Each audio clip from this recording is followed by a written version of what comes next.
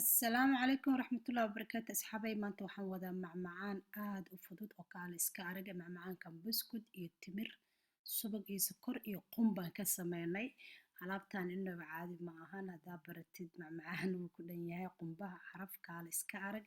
sidaasuu noogu soo baxay annaga reseptkiisa aad ayuu u fudud yahay halka hal disilitar waxaa noogu jirta sokor ah sidoo kale koob qumbe ah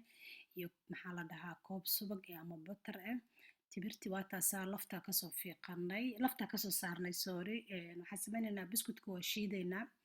sidoo kale waxaan ku daraynaa buskudka sokor iyo subag intaasaan ku shiidaynaa haddii alla idmo marka hore buskudka shiido si ay iskugu kaa dhex gasho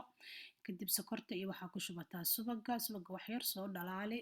alaabtaan asxaabay inaba caadi ma ahan annaga weelkaasaan ku gashanayna insha allah foornaana gelinaynaa wax yar subaga maris uusan kaaga qabsanin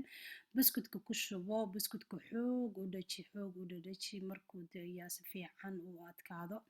waxba xataa ha gelin filinjeer iska sug hadda maadaama aan foorno gelinayno muhiim maaha buskudka inaad filinjeer ka gelisid laakiin waa inaad xoog u dhadhajisaa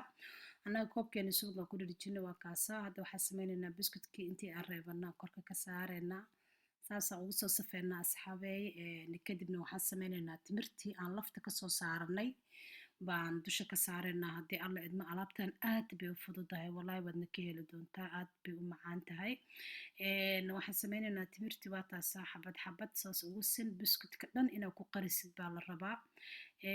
waxaan sameynaynaa marka intaas saas iskugu samaysano insha allah subagii baan soo qaadanaynaa intii yareedo ii dhalaalsanayd iyo 50 gram oo kale aan kusoo darsaday hal disilitar oo sokor ah aan kusoo daray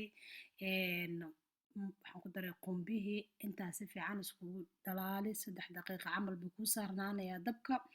wax badan iyo qumbihii kaa gaduudanin intaada ku shubin meesha waa masti inuu sidiisa uun ahaado muhiimad waxaa weeye sokorta iyo subagga inay ku dhalaalaan waa kaasaa sokorta iyo subagga saasay ugu soo dhalaalay waxaan sameynaynaa hadda timirta iyo buskudka iyagii baan dusha ka saaranaynaa foornadu way noo sii shidan tahay 150 aan u geenay 15 daqiiqo kuugu jirayaa waxyar qumbaha unbaa la rabaa inuu waxyar gaduuto sidoo kale timirta waxyar bay jilcaysaa iyadana maadaama foorno ay gashay saas kulli ugu sisin qumbihii iyo subagii iyo sokortii alaabtan inaba caadi maaha qumbo caadi u dhadhamaysa kashaato oo kale 15 daqiiqo asxaabi noogu jirtay waa taasaa alaab qurux badan oo goldi ah noo soo baxday waxaan sameynaynaa haddaan jarjaranaynaa